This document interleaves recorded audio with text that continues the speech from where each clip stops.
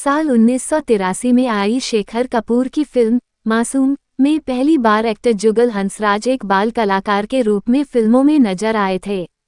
उन्होंने कर्म और सल्तनत जैसी फिल्मों में भी एक बाल कलाकार के रूप में अपना करियर जारी रखा। बाद वह एक बच्चे के रूप में कई विज्ञापनों में भी नजर आए, लेकिन बॉलीवुड में उनकी असली जर्नी साल 1994 में शुरू हुई, जब वह फिल्म आ गले लग जा में एक लीड हीरो के रूप में नजर आए। पहचान तो पहले से ही इंडस्ट्री में उनकी बनी हुई थी, और जब लीड एक्टर के रूप में उन्होंने बॉलीवुड डेब्यू किया तो वह हर तरफ छा गए। दर्शकों का भी उन्हें भरपूर प्यार मिला। उसके बाद 1996 में आई फिल्म पापा कहते हैं ने एक्टर के करियर को और ऊंची दी। फिर तो उनकी गाड़ी बॉलीवुड की पटरी पर चलनी शुरू हो गई। उसके बाद मोहब्बतें, कभी खुशी कभी गम और सलाम नमस्ते जैसी फिल्मों से वह देखते ही देखते इंडस्ट्री में छा गए।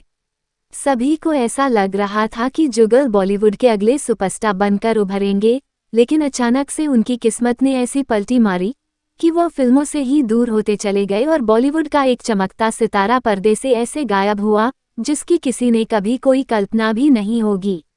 दरअसल मीडिया रिपोर्ट्स की माने तो पर्दे से उस वक्त वो कहीं गायब नहीं हुए थे, बल्कि वो उस वक्त उन फिल्मों की शूटिंग में बिजी थे जिसने उनके करियर को बर्बाद कर दिया।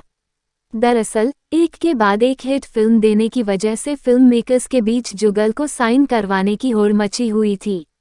मीडिया रिपोर्ट्स के अनुसार उस वक्त उनके पास 40 फिल्में आ गईं, वो भी एक से बढ़कर एक डायरेक्टर और प्रोड्यूसर की फिल्में, और जुगल उन्हीं फिल्मों में लगातार काम करने लगे, जिसकी वजह से वह पर्दे से दूर हो गए। लेकिन जिन 40 फिल्मों की शूटिंग में वह बिजी रहे, उसमें से 35 फिल्में तो बन ही सकी और कुछ फिल्में आधी में ही रुक गए, और कुछ शूटिंग के आखिरी पड़ाव जाकर बंदबस्ते में चली गई, और कुछ फिल्में शुरू ही नहीं हो पाए।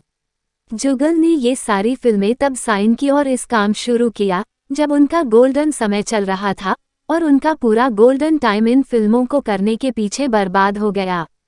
सालों भर वह इन फिल्मों के चक्कर में बॉलीवुड से गायब रहे। हालांकि इस दौरान उनकी 1-2 फिल्में रिलीज तो हुई, लेकिन बॉक्स ऑफिस पर फ्लॉप साबित हुई और फिर देखते ही देखते वह बॉलीवुड से गायब होते चले गए। हालांकि साल 2 साल पर वह किसी न किसी फिल्म में नजर आ ही जाते हैं, लेकिन जो स्टारडम उन्हें मिलनी चाहिए थी, उससे वह काफी दूर हो गए।